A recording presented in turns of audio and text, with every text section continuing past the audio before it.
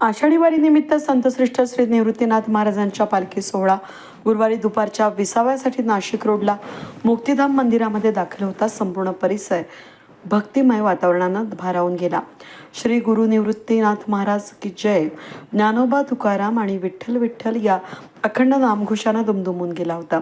टाळ मृदुंगांचा निनाद, भगव्या पताका, तुळशी वृंदावन आणि मंगल कलश डोक्यावर घेऊन चालणाऱ्या महिला, मुखी हरिनाम आणि हृदयामध्ये विठ्ठल भेटीची आस अशी अलौकिक वातावरणामध्ये पालखीचं नाशिक रोडमध्ये उत्स्फूर्त स्वागत करण्यात आलं. भागवत धर्माची उदात्त परंपरा आणि वारकरी संप्रदायाची शेकडो वर्षांची संस्कृती जपत हजारो वारकरी खांद्यावर भगव्या पताका, हाती टाळ आणि मुखी विठ्ठल नाम घेत चालत होते. महिला वारकरी डोक्यावर तुळशी वृंदावन, मंगल कलश घेऊन भक्तिभावानं पालखीसोबत मार्गक्रमण करत होत्या. उंच पताका झळकती, टाळ मृदुंग वाजती, आनंदे प्रेमे गर्जती, भक्त जाती विठ्ठलाचे या संतश्रेष्ठ ज्ञानेश्वर महाराजांच्या अभंगांची अक्षरशः अनुभूती या सोहळ्यामध्ये प्रत्येकाला येत होती. दत्त मंदिर, बिटको चौक परिसरात पालखीचं आगमन होताच भाविकांनी फुलांची उधळण करून आणि हरिनामाच्या गजरामध्ये रथाचं स्वागत केलं. संपूर्ण मार्गावर ठिकठिकाणी आकर्षक रांगोळ्या काढण्यात आल्या होत्या. मुक्तिधाम मंदिराच्या प्रवेशद्वारातून पालखी प्रांगणात प्रवेश करताच श्री गुरु निवृत्तीनाथ महाराज की जय या जयघोषानं परिसर दुमदुमून गेला. मुक्तिधाम परिसरामध्ये विश्वस्त चव्हाण कुटुंबाच्या वतीनं पालखी रथातील संतांच्या पादुका डोक्यावर घेऊन प्रभू श्रीरामचंद्रांच्या मुख्य गाभाऱ्यामध्ये नेण्यात आल्या.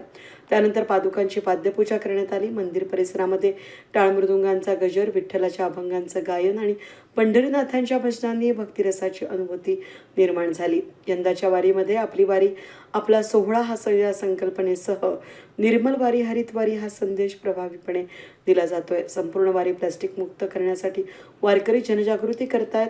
पालखीच्या सजावटीतही कोणत्याही प्रकारच्या प्लास्टिकचा वापर करण्यात आला नाहीये. ही माहिती संतश्रेष्ठ निवृत्तीनाथ संस्थांच्या पदाधिकाऱ्यांनी दिली. दुपारच्या 20व्यानंतर वारकऱ्यांनी महाप्रसादाचा लाभ घेतला. त्यानंतर पालखीनं पुढील मुक्कामासाठी पळसे गावच्या दिशेनं सिन्नर फाट्याकडे प्रस्थान केलं.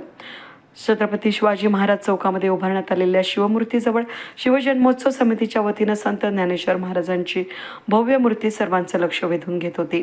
समितीच्या वतीनं पालखी रथातील पादुकांचं विशेष स्वागत करण्यात आलं. पुलावरून रथावर पुष्पवृष्टी करण्यात आली. या प्रसंगी उपस्थित भाविकांनी हरिनामाचा गजर करत संतांच्या पादुकांचं दर्शन घेतलं.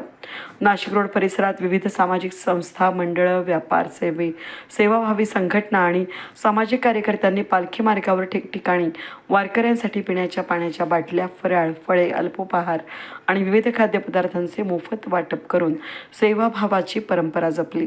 दरवर्षीप्रमाणे यंदाही संतश्रेष्ठ श्री निवृत्तीनाथ महाराजांचा पालखी सोहळा नाशिक रोडकरांसाठी भक्ती, सेवा, समता आणि संस्कारांचा उत्सव ठरला.